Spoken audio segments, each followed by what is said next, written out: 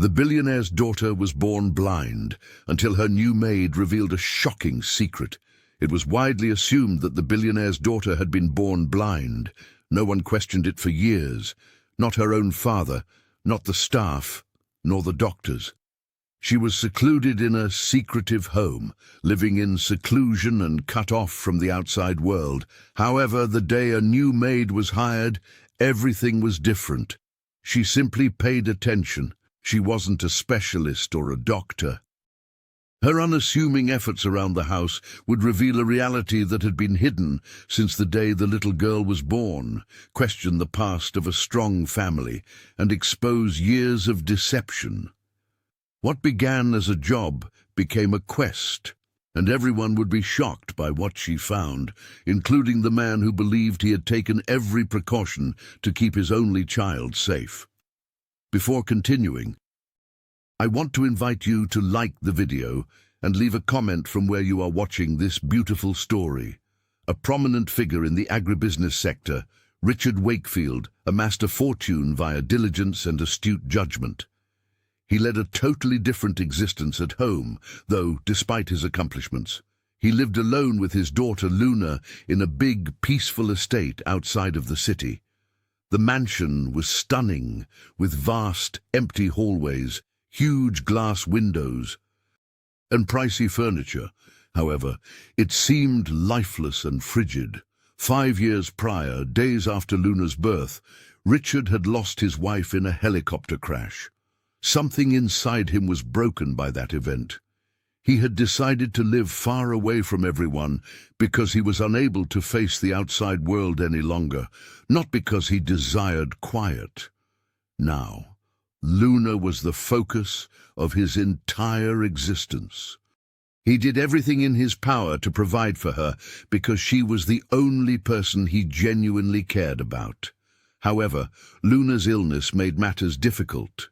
Doctors say she was blind from birth. Richard's days were characterized by melancholy, quiet rituals, and continual concern for her future, since he blamed himself. Even though the mansion was stocked with a variety of conveniences and helpful equipment, Luna didn't appear to respond much to anything. In an attempt to get through to her, Richard had engaged tutors, therapists, and even experts from all around the world. However, nothing altered. Luna didn't talk much. She didn't engage in any play. She did not chuckle. She spent most of her time sitting by herself, usually near the huge window in the living room, listening to faraway sounds and enjoying the breeze. Despite being blind, her eyes never focused on anything and instead gazed into space. She seemed to live alone in a world that was closed to everyone else. Often, feeling powerless, Richard would sit across the room and observe her in silence. She hardly ever responded when he read to her, told her stories, or even played music. She would occasionally turn her head or frown a little, and those were the only little movements he could cling to. He kept wondering if she felt anything at all, or even if she realized who he was. Richard appeared older than his actual age of 42. He was worn down by the anguish. His eyes were exhausted most of the time, and his beard was growing grey. He moved slowly and thoughtfully, as if he were always toting a big load. He had cancelled meetings, distanced himself from friends, and delegated more business duties to others. He was unable to stay away from Luna for very long. He had a rigorous schedule every morning. He prepared breakfast, assisted Luna with getting ready, and gave her daytime direction. He experimented with textures, scents, and music in an attempt to get her attention, but to no avail. In his outbursts, he blamed himself, doctors, or fate. As though she could hear the guilt in his heart, he frequently glanced at Luna and muttered apologies. He considered his daughter's suffering and silence as the greatest failing of his life, and despite his wealth and expertise, he was unable to change it. The mansion has a tiny, unobtrusive staff. They hardly spoke to each other until absolutely required, and they respected Richard's solitude. The majority have been there for years, seeing Luna develop with little change. They discussed her in private, telling each other about small details they had observed, such as how she would occasionally hum gently at night or reach for the same stuffed animal each night. Richard, meanwhile, saw such moments as minuscule drips in a parched well. He wanted more. He desired for her to speak, to smile, to demonstrate her genuine presence. At times, he would simply sit by her and talk, sharing with her his day, her mother's recollections, or even the events outside. He hoped that something he said would make someone react. However, Luna remained largely silent, occasionally nodding or tilting her head slightly. Holding on to those signs, Richard hoped they were more significant than they seemed. The home had come to represent all that Richard had lost. Only 2 individuals lived there, although it was large enough for a family. Every room held a wish or a memory that was never fully realized. Nothing had changed in the nursery. The way his wife had decorated it before Luna was born was still in place. There are soft hues, animal designs, and a rocking chair close to the cot. Since the crash, Richard had never touched it. He would occasionally stand there for a long time, clinging to memories he was unable to let go of. Luna was never interested in the space. She didn't investigate, didn't inquire, and didn't even appear to comprehend what it was. Richard had come to terms with this calm, weird life. However, he secretly hoped that things would change. He tried various methods, spoke with new doctors, and read every new study on child development. But every effort was unsuccessful. He would not, however, give up entirely. So the days went on. Heavy, slow, and largely silent. Richard rarely felt at rest and hardly slept, but he was still dedicated to Luna. He continued to hold her tenderly as they strolled through the garden, guide her hand at meals, and tell good-night stories in a voice that was both loving and painful.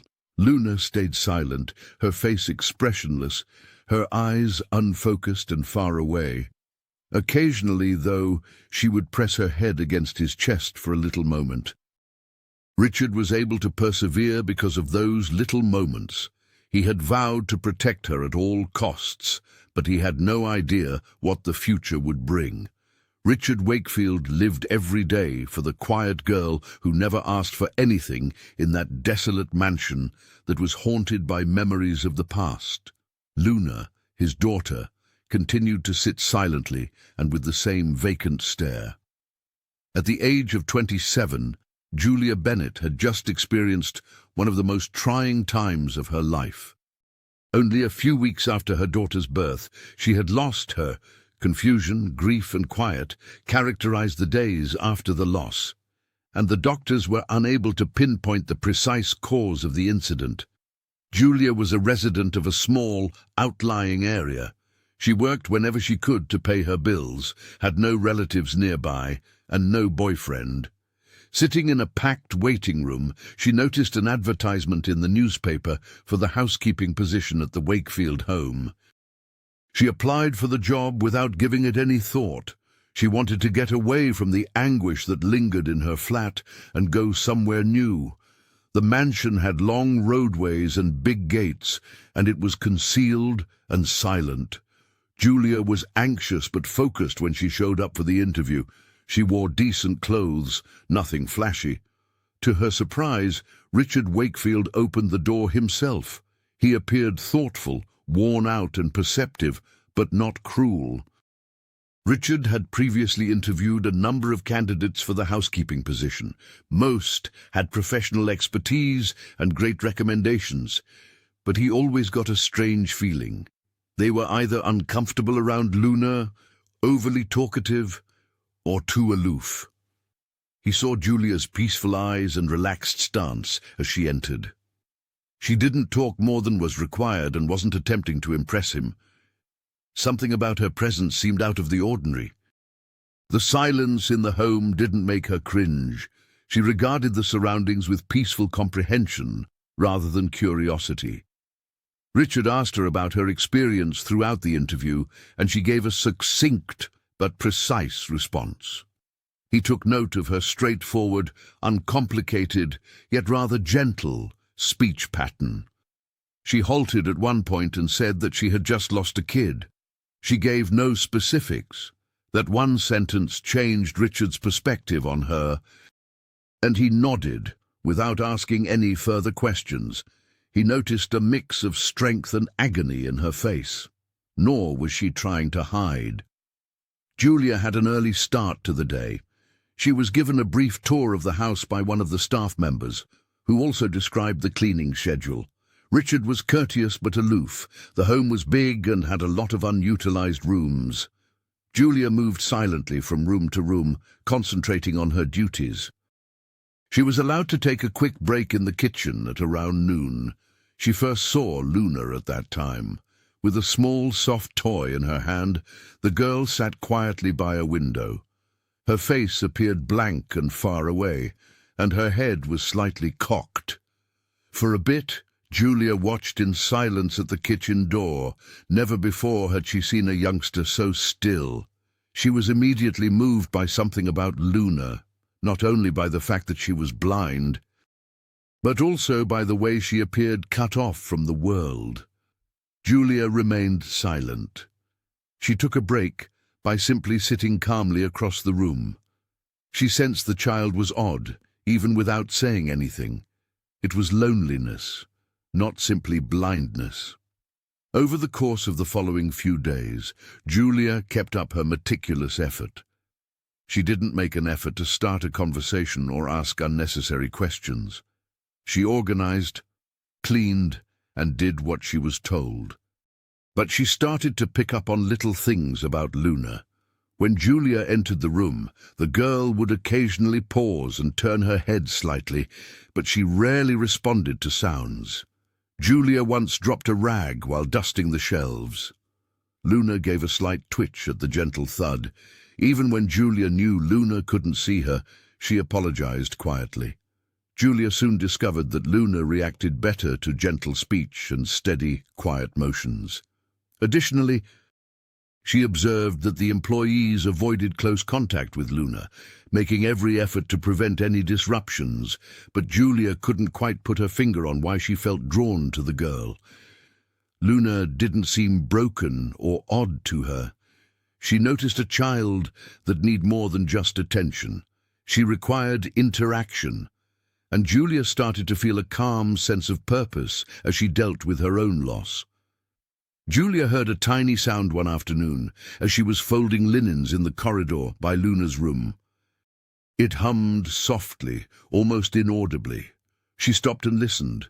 Curious, Luna was the one. She was humming a melodyless tune while sitting on the floor near her door. Julia didn't say anything. She just sat close by, carrying on with her work. A few minutes later, Luna's humming stopped. Then, with her tiny hands looking for the wall, she crept cautiously toward the hallway. Without a word, Julia got to her feet and extended her hand. Luna's hand paused and hovered close to Julia's. Luna then gently caressed Julia's fingertips with her own, even though it was only a moment. It felt very significant. Julia remained silent and unmoving. For a moment, she simply allowed Luna to hold her hand. She learned more from that silent encounter than from any words. It implied trust, or at least interest. Julia made it a point to stop by Luna more frequently after that, not to bother her, but simply to be there. Richard became aware of the shift. He saw that Luna began to move a little more during the day, despite Julia's silence. She stopped spending all of her time at the window. She occasionally sat by the kitchen, where Julia was working, or in the corridor. One evening, Richard inquired about Julia's well-being. She gave an honest response, stating that Luna made her think of a person she had lost, but she didn't want to tell anyone. All she wanted to do was assist. Richard took a while to answer. He gave her a long look before gently nodding. Although he wasn't a person who trusted others readily, he could tell Julia wasn't acting. She acted with quiet attentiveness and sincere concern, but no sympathy. Richard waited outside Luna's door that evening after Julia had gone to her bed. He saw a little difference in his daughter's breathing while he was watching her sleep. Calmer, deeper. Something had changed in the house for the first time, in a long time. Nothing had been repaired by Julia's arrival, but a new chapter had begun. Julia was working softly and slowly, dusting the bookcases in Luna's room. She was always careful not to wake the girl, particularly when Luna was sitting in her favorite spot, clutching the same old teddy bear. Julia had discovered that Luna liked quiet, or at least peaceful situations. However, she abruptly stopped cleaning that day as she reached behind a wooden trunk. Something, hardly more than a whisper, reached her ears. She initially believed she was dreaming. She glanced at Luna and turned slightly. The young girl was holding the teddy bear to her chest and moving her lips softly as she spoke something. Julia listened with a slight lean. Though sluggish and hardly heard, Luna's voice was genuine. She was communicating, albeit with unclear words. Rather than merely making noises, Julia didn't want to interrupt, so she kept quiet. Her gaze shifted to Luna's face, and Julia noticed something in her expression. There was feeling in it. The child wasn't just unconnected and blind. Under the surface, more was going on. Julia took a seat on the little armchair beside the dresser after carefully backing away. She could observe Luna from that vantage point without causing her any anxiety. Julia saw something odd as Luna kept whispering softly. With each sound, Luna's head shifted a little. There was a floor creak, the curtains movement, the sound of a vacuum cleaner in the distance. Luna responded to it all with precise, nuanced movements. It seemed as though she could map out the entire room, simply listening to her keenly tuned ears. Trying not to draw any conclusions, Julia observed in quiet. But the girl's reaction seemed almost too acute for someone who had never seen them before. Julia carefully stood up and crossed the mat. Before she even made it to the middle of the room, Luna's head turned toward her. The girl obviously felt the movement, but she said nothing. Julia laid a toy on the ground and gave it a light tap. Luna's body moved once more, this time in the direction of the sound's origin. Julia began to gently test the situation. She cautiously closed a little drawer after opening it. After taking a small step, she tapped her shoe. Every time Luna responded, it was slight, sometimes only a head movement or chin tilt, but it was always precise. Julia started to question whether Luna was just using her hearing or whether she was doing something else. She chose to give some toys a try. One item she picked up had flashing lights, while others had textures and sound buttons. By mistake, she switched it on and pointed it at the wall. Luna remained silent. She reasoned that it made sense. After all, Luna was blind. However, Julia unintentionally activated the flashlight when she pulled out her phone to check the time. For a little moment, the light beam passed in front of Luna's face. Julia believed she saw a movement at that very time. Luna twitched her eyelids. Her pupils moved a little. It happened quickly and faintly. Julia stood motionless and watched intently as her heart leaped. Julia switched off the flashlight and waited, unsure of what she had just witnessed. She then switched it back on and waved her phone softly in front of Luna's face. The girl's eyes twitched once more, as though they were attempting to follow something, but her head remained motionless. There was some sort of reaction, but it wasn't powerful or concentrated. Julia took a step closer and did it again. Luna's face remained unchanged, but her eyes shifted once more, following the course of the light for a brief moment. Surprised and bewildered, Julia took a step back and sat down. Was there anything, even a glimmer of light, that Luna could see? Although she wasn't a medical professional, this didn't seem like a completely blind person's reaction. It was illogical. Luna was born totally blind, according to the physicians. Julia gave it careful thinking. It might have been a reflex. It might have been pure luck. However, this felt real to her since she had spent enough time with Luna to understand the difference between chance and reaction. Julia felt a chill go through her. She glanced at Luna, who was sitting peacefully once more and massaging the bear's ear with her fingertips. The girl appeared composed and oblivious to the recent events. Julia was unsure of what to do. Should she immediately tell Richard? To be sure. Should she wait and try again later? She has several things on her mind. She didn't want to instill unrealistic optimism in anyone. She was unable to ignore what she saw, though it was more than a sensation. It was motion, a response, something that had never occurred before. Julia put the phone in her pocket and switched off her flashlight. She spent a few more minutes sitting quietly and observing Luna. Holding her bear close, the young girl began to whisper once more, her lips moving gently. Julia remained motionless and quiet, experiencing an odd combination of curiosity, anxiety, and hope. It seemed, for the first time, that something fresh, something nobody had anticipated, may be feasible. Julia cleaned the final nook by Luna's bookcase as the room became quieter. She was still trying to process what she had just witnessed, and her mind was racing. Before leaving the room, she gave Luna another glance. The girl was sitting in the same spot now, mumbling to herself and holding the teddy bear. Julia continued to stare at her, lost in contemplation. She didn't want to make any assumptions just yet, but something significant had changed that day. It was sufficient to cause Julia to pause and experience a glimmer of hope, whether it was light, movement, or simply a response. After carefully shutting the door, she proceeded down the corridor, making plans for her next move. She might try again with a different light tomorrow. Perhaps she would speak to Richard tactfully and without panic. She kept it to herself for the time being, though. Julia clung to the moment that had just ended as the girl sat still in Luna's room, cradling her bear and muttering words only she could hear. Julia couldn't stop thinking about the flashlight moment. Twice she had witnessed Luna's eyes move. They were small movements, but they were there. It was different from what she had been informed about Luna's health. From birth, the girl was expected to be totally blind.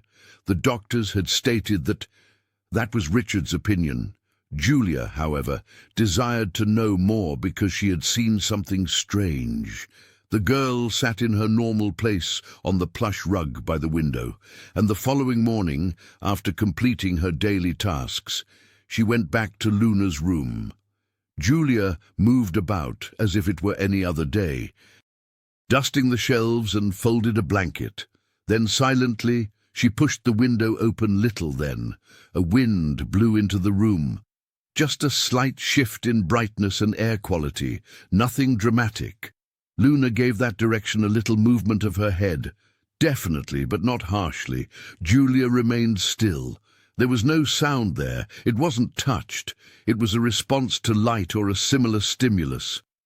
Julia made another little experiment later that day. She waited until Luna, holding her teddy bear as usual, was sitting quietly in the corridor. Julia pretended to be repairing something close to a cabinet as she picked up her phone once more and switched on the flashlight.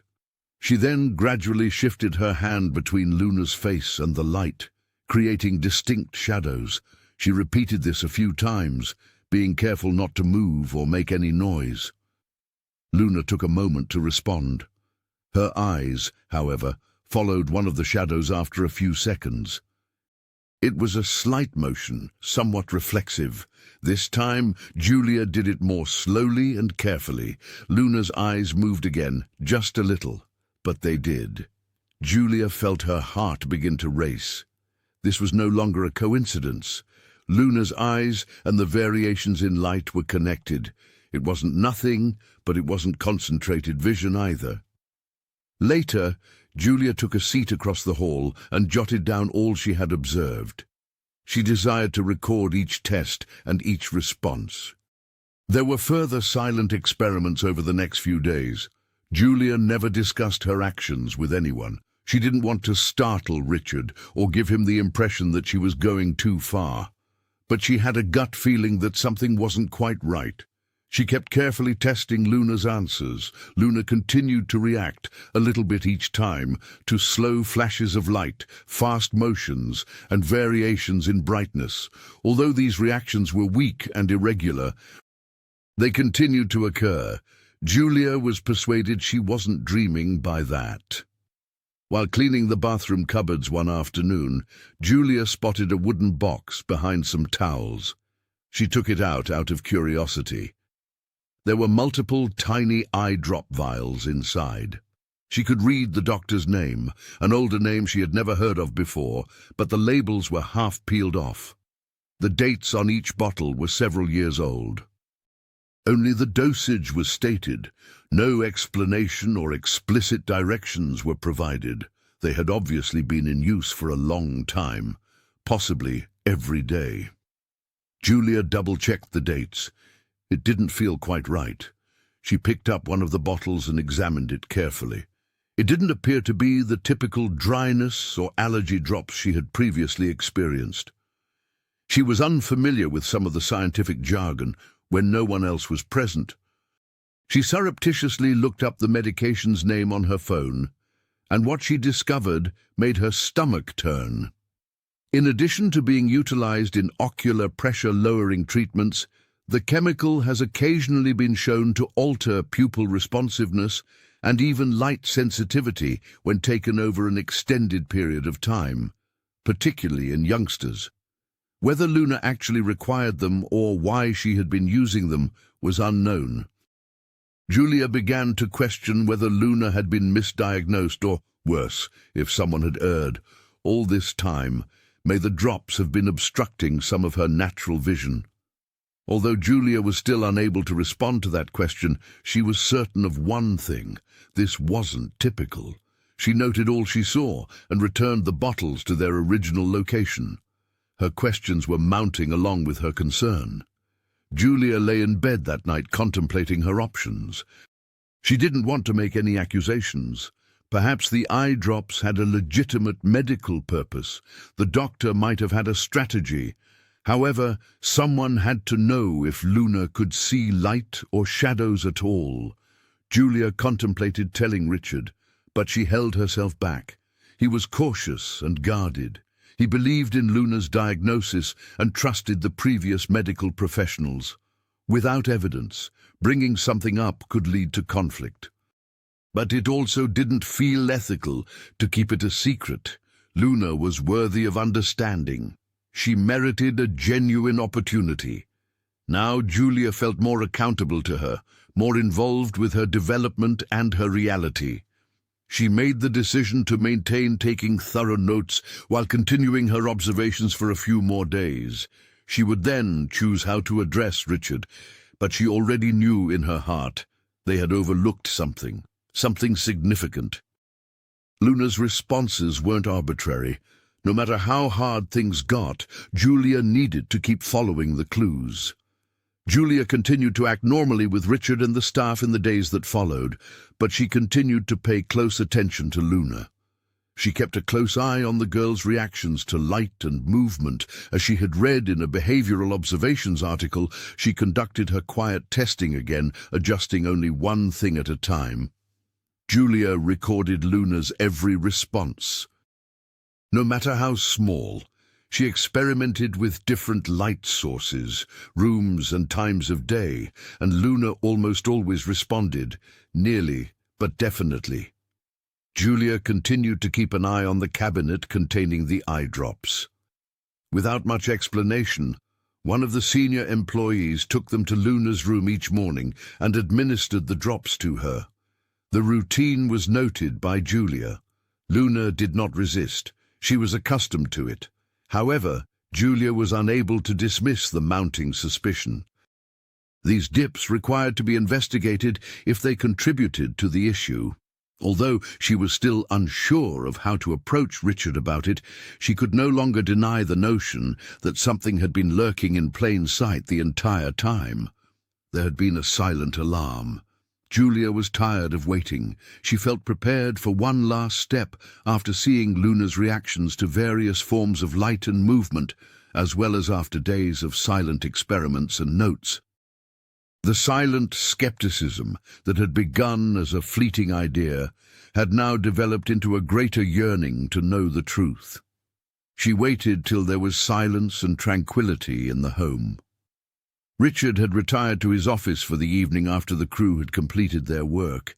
Julia discovered Luna rocking her teddy bear while sitting cross-legged on her room's rug. With her typical expressionless face resting on it, the girl appeared at ease. Pulling a tiny flashlight out of her pocket, Julia sat across from her. She gave Luna a close look to make sure she wouldn't surprise her. She whispered, "I'm going to shine a little light, Luna. Please let me know if you feel anything." Luna remained motionless, but did not respond. Julia raised the flashlight slowly and softly, aiming it directly into Luna's eyes as her heart raced with both hope and fear. Nothing happened for a few seconds. Julia wondered if this had been a mistake. But Luna's eyes remained open and still. Luna, however, blinked suddenly.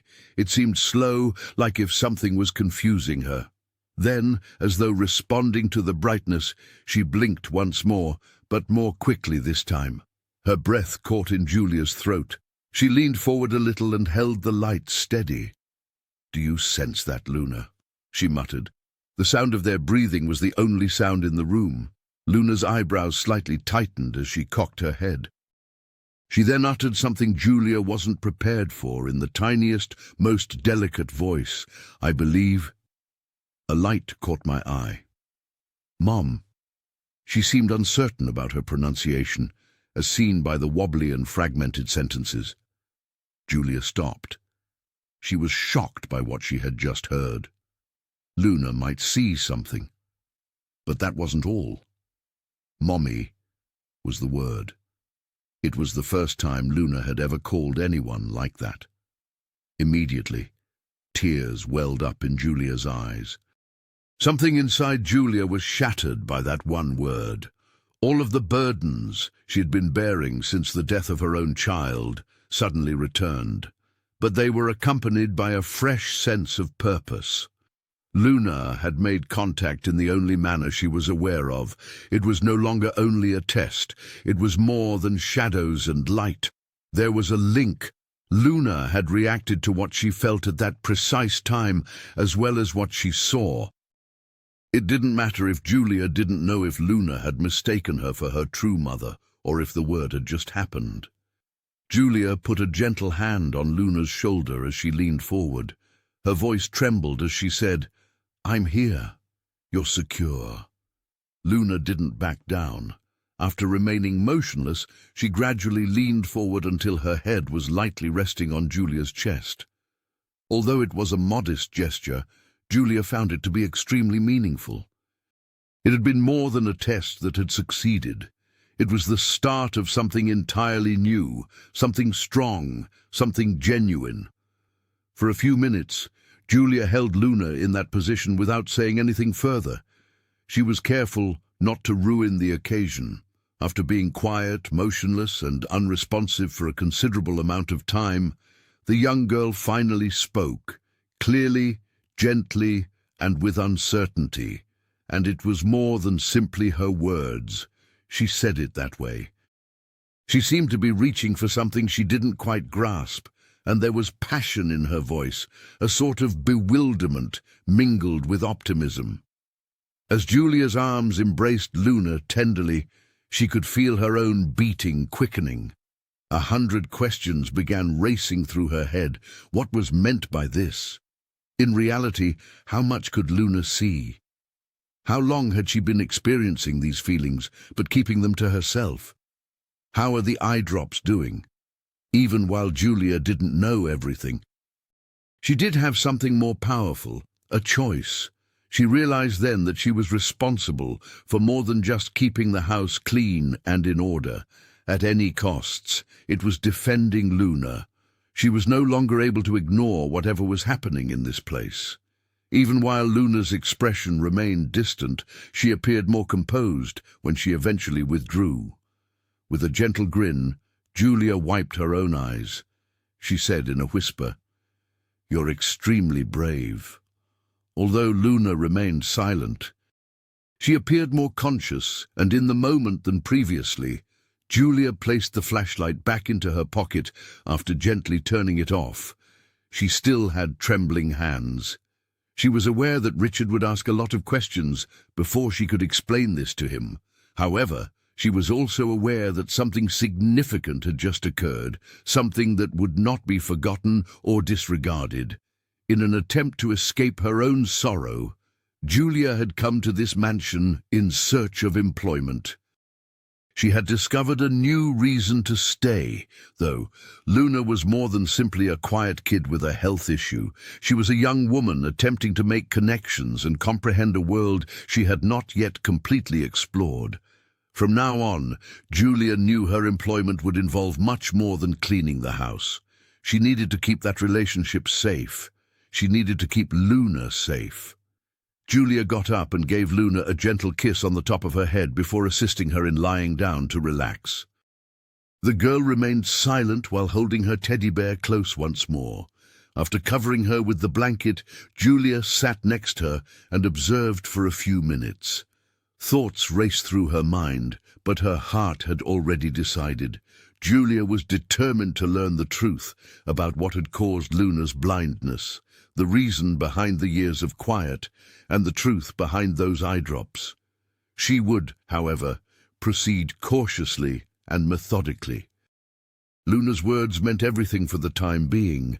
In a sentence that was both straightforward and profound, she had whispered a truth. "Mommy, I believe I saw a light." That's when everything changed. It was no longer solely about diagnosis or medicine. It had to do with safety, trust, and a sort of love. That sentence hung like a promise in Julia's chest as she shut off the lights and walked out of the room. She would stop at nothing to keep Luna safe. Julia was kneeling next to the little rug in Luna's room, holding the flashlight once more. She was aware that she was taking a lot of risks, but she was unable to stop after what had transpired, the blinking, the muttered syllable, the word, "Mommy." She moved the light slowly toward Luna's eyes, aiming it softly to see if there would be another reaction, just to be sure. Luna tilted her head slightly as if following the brightness, then blinked once more, as before. Before Julia could say anything, a loud voice from the corridor interrupted her.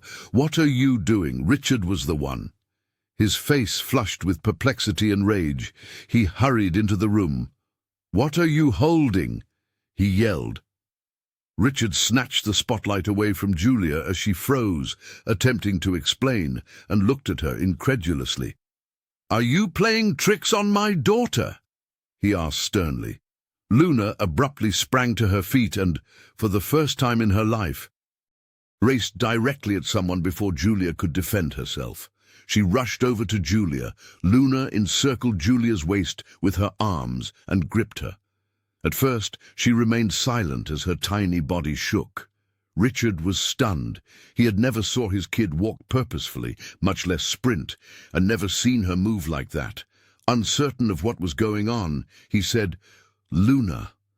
The girl held Julia and remained silent for a while. Then she spoke the words that would alter everything in a little, tremulous voice. A light caught my eye. Richard blinked, utterly perplexed. "What were you saying?" he inquired. Luna repeated it, cocking her head slightly in his direction.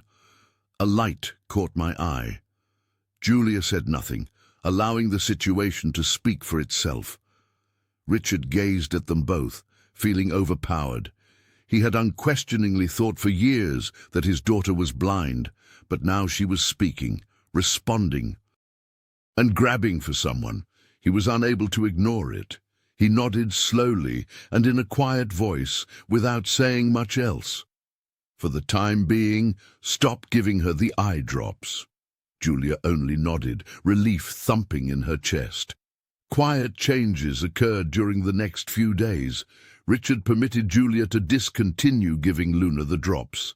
Nothing stood out during the first day, but by the second, things started to change. Luna began reacting more often to light, particularly sunshine. Luna looked toward the light window as Julia pulled the curtains open in the morning. The movement wasn't only arbitrary. As if relishing the light, she stopped and held her face like way for a few minutes. That morning, Richard stood quietly at the door, observing with a mix of hope and skepticism, using basic flashcards, just large white cards with black shapes, such as a triangle, square, and circle. Julia and Luna sat down later that afternoon. She held them up slowly. Luna did nothing at first, but after a long moment she raised her hand and gestured to the circle. Julia gave a low gasp. Richard moved closer. Observing from behind, he muttered that she saw that. Julia gave a nod. Despite its tiny size, it had a significant significance. This indicated that they were at last moving in the correct direction. There was something new every day. Slow but steady progress was made. Julia remained steady, gently guiding Luna through quick games and easy visual exercises. Luna now reacted more frequently to things as well as lights. Julia set a rubber duck, a toy vehicle, and a softball in front of her one afternoon. She poked the duck gently without a word, and Luna grinned. Then she gestured toward it. Richard was close by, yet he remained silent for a brief moment. His eyes were wide with amazement as he watched. "She's making a decision," he replied softly. Julia gave another nod. "She is seeing, indeed." Luna and Julia were sitting by the window that night when she started asking little inquiries rather than just staring. "What color is that?" She gestured to a blanket and asked. They were both shocked. Luna inquired again about other matters after Julia gave a quiet response. Without a word, Richard stood close to the doorway once more.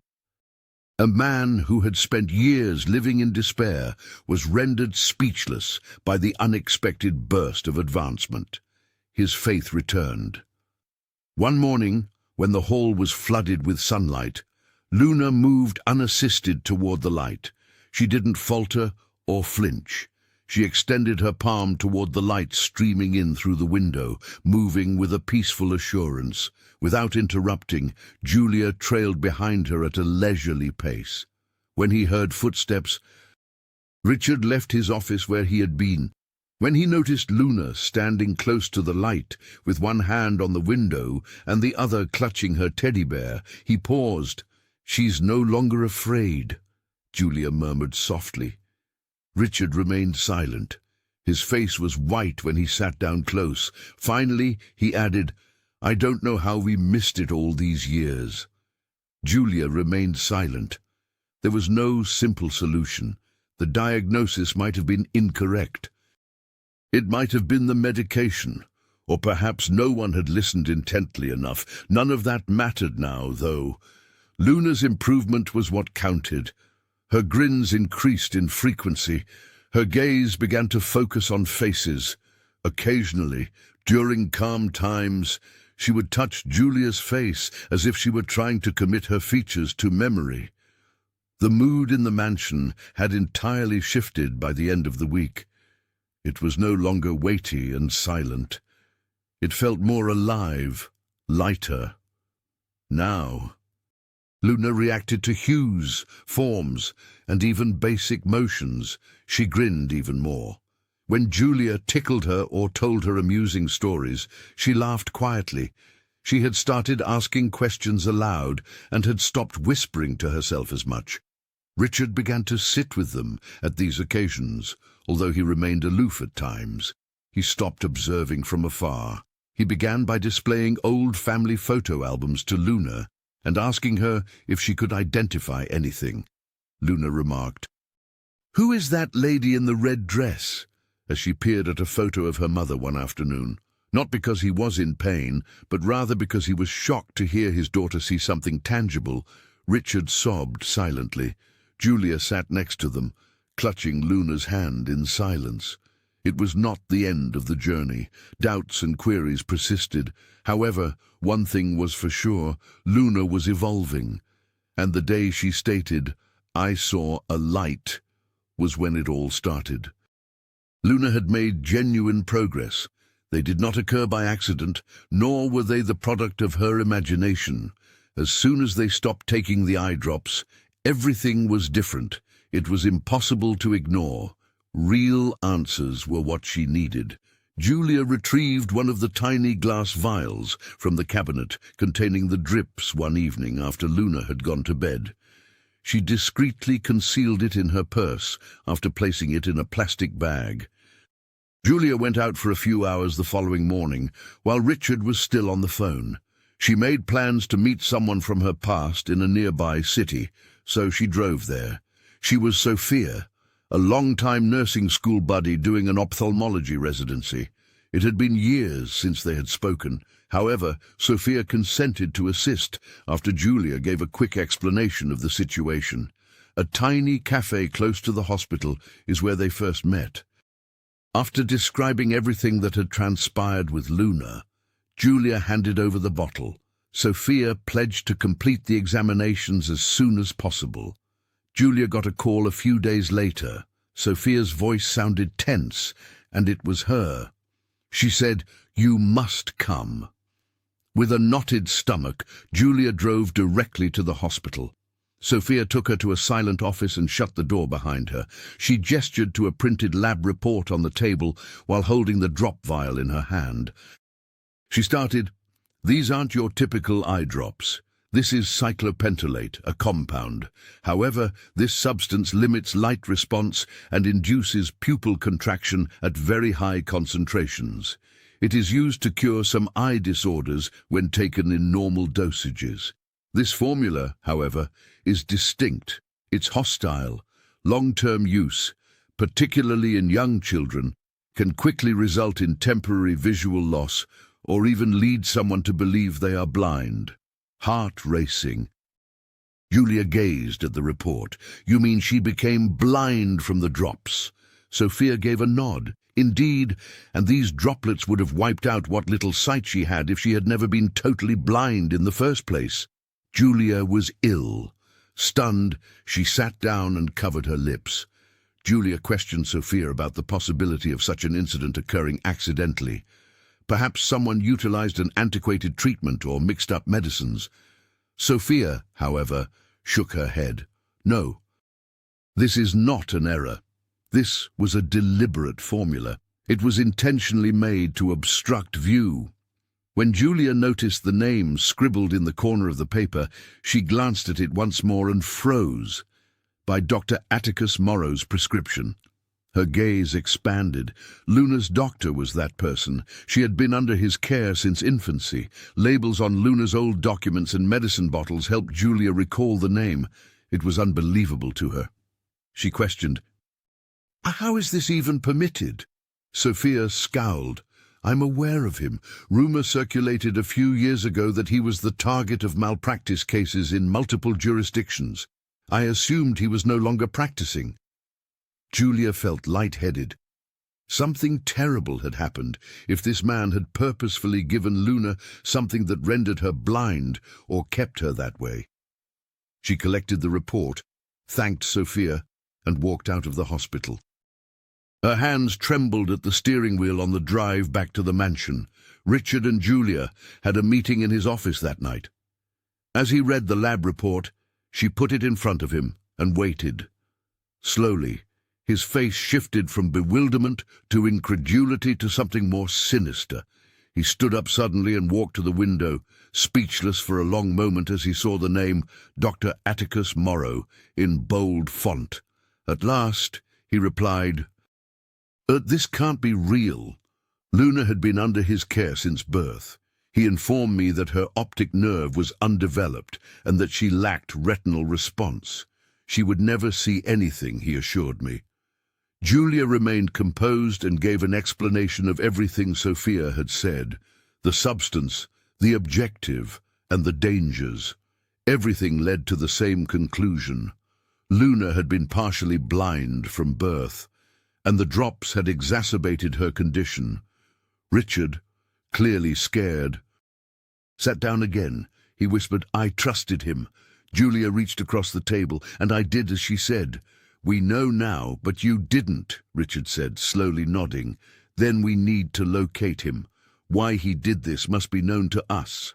First to former co-workers, next to state medical agencies, and lastly to the licensing board." Everyone's response to him was the same. It had been years since Dr. Atticus Morrow had been a practicing physician. A string of lawsuits involving other children had resulted in the suspension of his license, cases that were terrible enough to force him out of the profession but had never made national news. The families had complained about long-term harm, conflicting diagnoses, and odd medications in each instance. Richard was feeling nauseous. He became aware that he had never really given the therapy Luna was getting any thought. He had simply believed the doctor's statement when his wife passed away, not questioning it further.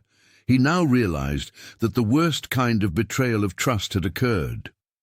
Julia found a few pieces on obscure blogs and forums authored by irate parents while conducting her own web study. According to one post, Morrow settled out of court and left town in silence. It became increasingly apparent as they gained more knowledge. He was gone. That night, Richard and Julia sat in quiet, both feeling overpowered, unaware of the maelstrom that was suddenly erupting around her history. Luna slept upstairs. Richard was holding a picture of Luna in one hand and the lab report in the other. He whispered that he had stolen years from her. She could have seen, learned, and lived for years. Julia nodded in a steady, quiet voice. However, she is no longer lost. Slowly, she's getting it back.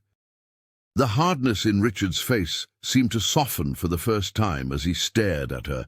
He said, "You saved her." Julia gave a headshake. Richard concurred that we still had a long way to go.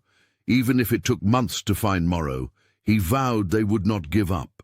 They required justice and closure. Above all, though, they had to rebuild Luna's future, this time on solid foundations. They both felt the weight of what had been revealed as darkness fell. Now that the truth had finally out, there was no going back. Julia and Richard decided it was time to speak up. Dr. Morrow's truth could not remain a secret. Richard got in touch with a reporter he had previously trusted and who was renowned for their meticulous, considerate reporting. They began arranging test results, medical records, and all the paperwork demonstrating Luna had been taking harmful drugs for years. In addition, Julia produced a statement outlining her role and finding they had no desire for controversy or celebrity. All they wanted was for the truth to be known so that no other child would have to go through what they had. However, odd things began to happen shortly after the journalist was told the narrative. A fresh piece about Richard, not about Morrow, surfaced online the next day.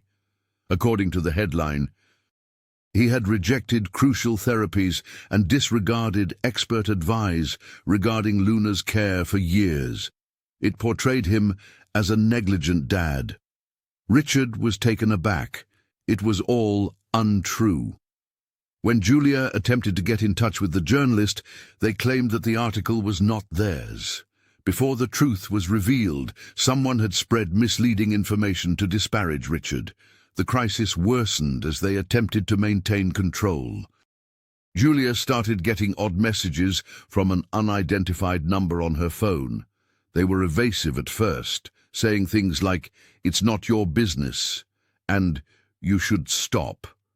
They then grew more straightforward. "Nevertheless, to avoid making you regret it, stay out of this," Julia told Richard right away. Julia wasn't sure if calling the police would help, but he wanted to. Behind the threats, There was no face or identity. They both understood that the truth about Dr. Morrow being public was not something anyone wanted. Perhaps the doctor himself did it. Perhaps he had a connection. They couldn't give up in any case. Richard's legal team started looking into where the fabricated news stories came from. They tracked IP addresses and got in touch with web hosts, but all of this pointed to private servers or untraceable origins. Despite the challenging circumstances, one thing became abundantly evident. The revelation they were about to make frightened someone. Because of that anxiety, the truth was even more crucial than they had previously believed.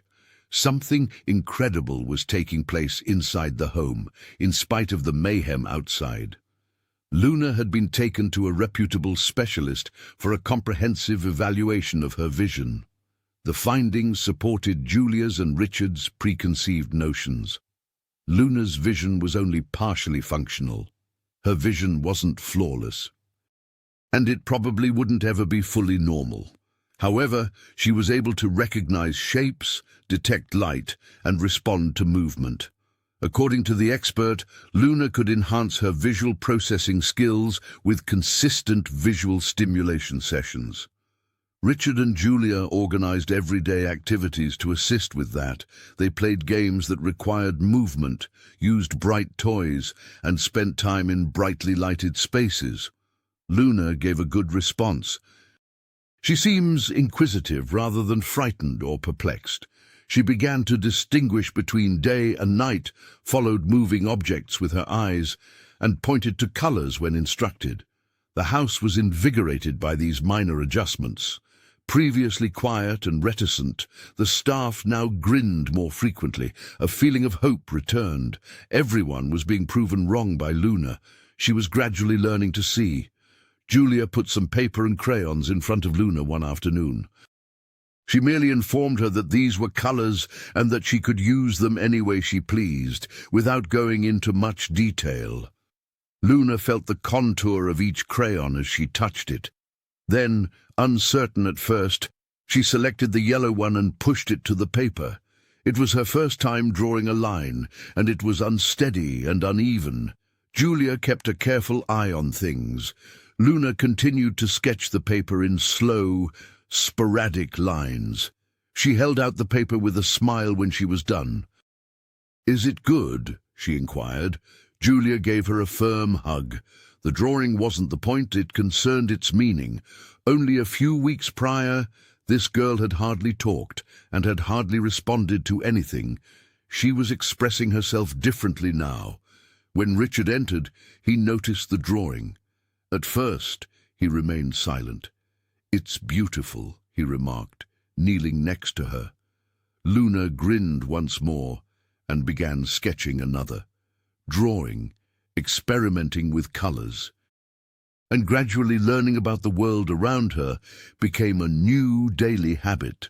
The pressure persisted outside the residence. Additional web articles accused Richard of making poor business decisions in the past. Julia was even accused of fabricating Luna's progress in order to attract attention. Even though they realized it was all fake, people continued to read it. Nothing was confirmed or denied by social media pages associated with Morrow's previous clinics. It was obvious that the smear effort had been premeditated, and Richard's team now thought they understood why. Someone was afraid of being sued or made public. Richard and Julia remained steadfast, despite the lies circulating. They persisted in telling their story, providing medical boards and legal teams with validated papers. Two other families who were suspicious about Morrow's previous treatments also met with Julia. Their kids had gone through similar things. Julia felt more assured that they weren't alone after learning that, beyond Luna's case, they had discovered something more significant. It needed to be stopped since it was a pattern. However, they also decided not to hurry. They prioritized Luna's health and would stop at nothing to keep her safe. Everything was working against them, but Luna's world was expanding. She started naming colors by herself: green, blue, and red. Yellow was her favorite color. She claimed that it brought her joy. Julia kept reading to her, while pointing to pictures and using her fingers to help her trace forms. The three of them developed a peaceful pattern that provided peace in the midst of the chaos. And Richard joined them every night. There was less loneliness in the mansion. There were still obstacles to overcome, lies, threats, and legal dangers. However, Luna's laughter and joyful display of her artwork made them appear less burdensome. They gained strength from her progress. For the first time, she used assistants to write her name on one of her drawings. It was taped to the kitchen wall by Julia. She answered, "This is just the beginning." Richard concurred. Even though they still had a long way to go, they no longer feared it. The reality they had discovered could not be undone, even though the attacks would come and go. And Luna, who had previously been believed to be lost in the dark, was now beginning to see her future. After gathering all of the lab results, witness statements, and supporting documentation, Richard and Julia concluded it was time to formally take action. They arranged to meet with the office of the district attorney. Richard didn't make use of his lawyers or contacts. Like any other citizen, he entered. Along with him, Julia brought a folder with all the written records, including the prescription history, toxicological results, and testimony from other families who had gone through similar experiences. A young yet serious prosecutor met them and listened intently as they told Luna what had transpired. The prosecutor arched an eyebrow at the mention of Dr. Atticus Morrow. He answered, "You're not the first to mention him." Richard and Julia were encouraged by that one sentence. The district attorney's office started looking into it throughout the course of the following few weeks. Subpoenas were issued. Records were retrieved, and phone calls were placed. Then a startling discovery was made. Pharmaceutical corporations have private contracts with Dr. Morrow. He was able to obtain experimental compounds through these agreements, many of which had never successfully completed appropriate clinical trials. According to the documents, Dr. Morrow had prescribed unapproved eye therapies to children while conducting informal trials in his capacity as a pediatric specialist. The firms who funded the studies gave him travel, cash bonuses, and covert compensation in exchange. Investigators were able to link product codes from pharmaceutical businesses to the chemicals in Luna's eye drops. Even though some of the contracts were encrypted, everything was there: names, transactions, dates, and even signatures. Richard was enraged. Julia felt nauseous. They had a nasty feeling, but not to this extent of dishonesty. The district attorney authorized the initiation of a formal criminal case after this evidence was discovered. The news was quickly picked up by the media. It began on the local news at first, with illegal drug experiments obstructing the child's vision. But after that, national media outlets took notice, asked for interviews, made headlines, and as the story gained traction, other families started to come forward. Parents began to inquire after witnessing inexplicable alterations in their children's vision. At last, the truth had surfaced. The public's response was strong. Parents were reporting similar experiences in online forums. Some said that their kids' problems had not improved or had even gotten worse after Morrow given them the same drops. Some families said that they had previously attempted to report him, but were either disregarded or coerced into remaining silent. Silence was no longer an option now that the case was in the public eye. Julia turned become an unanticipated spokesman. Despite her initial nervousness, she consented to talk when reporters requested her to do an interview. She merely wanted to speak the truth. She had no desire for popularity. She described her encounter with Luna, her observations, and how minor facts made her doubt everything. People were moved by her quiet, straightforward speech. She was viewed by viewers as someone who had done what no one else dared, in addition to being a caregiver. Across the nation, her face appeared on screens with headlines like "Julia Bennett, a voice for the voiceless," and "Nanny who uncovered the truth." Everything in her life had changed. Richard also got attention, although he tried to stay out of the spotlight. He did testify before the investigators and attend court sessions, but he didn't want to be the focus of the tale. It was about Luna and all the children who had suffered, in his opinion. He was deeply guilty. He had had complete faith in Morrow for years. He had thought that his daughter's blindness could not be changed. But now he was reminded of how much had been taken from her every day he spent with Luna, but he had altered in some way. He was no longer merely a distraught father. He was involved, proactive, and attentive. He ensured Luna received the greatest available visual therapy. He kept up with all case updates, and during calm times he spoke to Julia as someone he much admired rather than just as a caregiver. What he couldn't accomplish, she had done. He admired her fortitude and tenacity. Without intending to, a friendship gradually developed between them. At first, it was steady but not romantic. It was authentic. Luna was still improving at home. Despite having imperfect vision, she was picking things up quickly. She was now able to follow motions in bright spaces, match colors, and identify basic things. She spoke up more and inquired about things she had never been able to do before. "Is that a blue hue?" She would gesture to the sky and ask, "Or what shape is that?" Each inquiry was carefully answered by Richard and Julia as they touched the edge of a book. They established a disciplined schedule that includes quiet reading time, games, drawing, and visual exercises. The estate had a totally different atmosphere than it did a few months prior. Now there was movement, laughter, and a feeling of direction. Employees were more at ease. The house no longer felt like a museum. It had the feel of home. During dinner, Julia would often find herself grinning at Richard, who would return the smile while remaining silent and expressing his understanding of everything. No longer was it solely about Luna.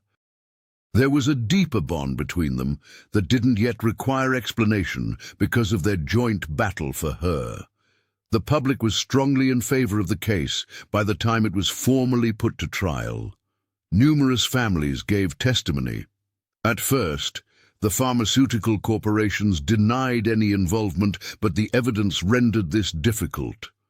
Dr. Morrow was apprehended and taken to court after he was eventually found in a different state using a phony name. His trial turned into a reminder of how crucial medical ethics are. Julia gave a composed, understandable testimony outlining her findings and course of action in detail. In his testimony, Richard also acknowledged his gullible faith and his tardiness in challenging Morrow. Their honesty was acknowledged by the court. Although Luna did not appear in court, her drawings were used as evidence of her growth. It seemed as though justice had finally been served when the guilty verdict was declared. There was a clap from the crowd outside the courthouse. Richard and Julia kept their celebrations private. They had a peaceful calm within them as they drove home in solitude. Luna showed Julia a sketch of 3 stick figures holding hands that evening. "It's us," she said. Julia grinned. They were just getting started, but they had made it together despite the difficult journey. Officially, Dr. Atticus Morrow was found guilty. He was found guilty by the court of engaging in unlawful medical practices, such as giving children unauthorized medications without getting their consent. The firms involved were punished and prohibited from manufacturing similar substances, and he received a prison sentence. Nationwide, word got out about the conviction. Thousands of families were made aware of the case, and the approval and oversight of medical trials were altered. What mattered most to Richard, Julia, and Luna, however, was that it was finally ended. The period of terror and quiet was over. Now they could concentrate solely on recovery. Richard stepped back from his work and stayed at home more. Julia continued to be totally present, while lovingly and patiently guiding Luna, and Luna, who had been sitting quietly with a teddy bear, was now on her way. She received a customized learning plan and was formally enrolled in a regular primary school with the assistance of a child development professional. It marked the beginning of a brand new existence, one that was vibrant with activity, people, and hues. There was a mixture of enthusiasm and anxiety throughout the first few days of school. It was Luna's first time in a classroom. Julia accompanied her to the teacher, who had already reviewed her paperwork and was aware of her visual development. Luna was gradually introduced to the class so she could get used to it. Unaware of the commotion and loudness all around her, she initially kept to herself and remained near Julia. However, things started to alter in a matter of days. She began participating in group activities, raising her hand and responding to inquiries. Colors on the board, illustrations in books, and even the way chalk formed marks on the blackboard were all things that other children had taken for granted and that captivated her. Every afternoon, Julia would come get her, and on the drive home, Luna would babble endlessly. She once remarked, "Did you know that blue and green go together like clockwork?" Her eyes were brighter, and she spoke more quickly. Every night, Richard listened with pride. The young child he had once worried would never interact with the outside world was now a part of it. Months flew by. Luna continued to get better at everything, especially art, and made new friends. Her teachers claimed that she understood colors and forms in a special way. Sketches were frequently discovered in Julia's rucksack, faces, animals, and houses. Sometimes there are only swirls of abstract color. Each image conveyed a narrative. Richard created a little studio for her in one of the rooms at home. Its shelves were stocked with paper, pencils, and paints. After school, Luna stayed there for hours. She enjoyed working while listening to music, usually something mellow. Julia sat close by, usually observing but occasionally lending a hand with supplies. Direction was no longer necessary for Luna. Her rhythm had been established. Then one day a formal letter showed up. The National Children's Foundation provided it. Luna had been chosen to get a unique medal, which is awarded to kids who have persevered through challenging circumstances. She would receive the medal and be recognized as an ambassador for resilient childhood, inspiring other children to persevere through adversity. The ceremony would take place during a major city event. On the day of the ceremony, Julia assisted Luna in putting on her favorite color, a soft yellow frock. Despite wearing a black suit, Richard accessorized it with a floral pin that matched Luna's dress color. They were shown backstage after arriving early. Luna's name was at the bottom of the list, but other kids were getting recognition as well. The event's host made a heartfelt statement about kids overcoming adversity. Luna carefully crossed the stage while clutching Julia's hand when her name was called. The cheers were heartfelt and loud. The medal was tenderly placed around her neck by a volunteer. Then an unforeseen event occurred. Turning to the crowd, the host announced that they had one more award to present, to the lady who gave her support when no one else did, who, when all appeared dark, believed in light. We now acknowledge Julia Bennett as Luna's lifelong guardian and adopted mother. Surprised, Julia froze for a second. Then, with tears in her eyes, she moved forward. Luna gave her a firm hug. The audience stood and cheered once again. They would never forget that moment. Years went by. Luna developed into a self-assured teen with a distinct goal. She continued to paint, draw, and study art every day. Her professors said she was talented, kind, and attentive. She frequently spoke to other kids going through tough times and used her story as inspiration. Luna had been accepted to an art academy by the time she turned 18. Richard and Julia stayed close, even when she moved into a little apartment in the city. They helped her set up a real studio and paid her many visits. Luna started creating a number of paintings that drew inspiration from her early years. She wanted to depict her journey, both the joy and discovery in addition to the suffering. Her first public art exhibition took place in a nearby gallery a few years later. Each of the 15 paintings in it was titled after a life-altering event. She was visited by friends, professors, and even the journalist who first reported her story. The gallery was crowded. Luna prepared to deliver a brief statement while standing in front of a microphone. She took a breath, turned to face the crowd, and started talking. She spoke steadily and calmly. She expressed gratitude to her supporters, friends, and teachers. Then she stopped and turned to face Julia, who was standing next to Richard in the front row. "Yes, I'm frequently asked when I first saw light," Luna stated. "They anticipate that I will discuss flashlights, sunlight, or my very first drawing. In actuality, though, my eyes did not produce the first light I ever saw."